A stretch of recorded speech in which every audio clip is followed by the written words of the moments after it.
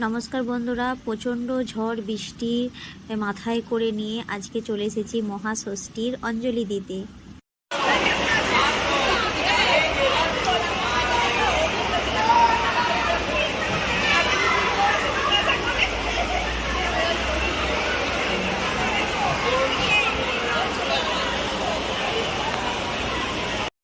এসেই আমি প্রথমে অঞ্জলি দিয়ে দিয়েছিলাম, আর এদিকে দেখো বাচ্চারা কেমন খেলছে। আর যেহেতু আজকে মণ্ডপ পুরো খালি আছে, তো পুজো তো ষষ্ঠীর দিনে হয় না মণ্ডপে, তো ওই জন্যই এখানে যে যার মতন করে সবাই ছবি তুলছে, বড়রা বাচ্চারা ছোটাছুটি করে খেলছে। কালকে তো আর এখানটা খালি থাকবে না, তো আজকে যে যার মতন করে ওখানটায় খেলছে, ছবি তুলছে। আর এই পুজোটা হয়েছিল দেখো একটা হলের মধ্যে।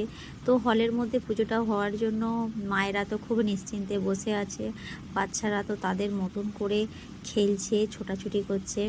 আর এদিকে দিয়ে দিয়েছিল মায়ের প্রসাদ। তো কিছুক্ষণ লাইনে দাঁড়িয়েছিলাম, লাইনে দাঁড়িয়ে থাকার পর প্রসাদ খেয়ে তারপর বাড়ি চলে এসেছিলাম।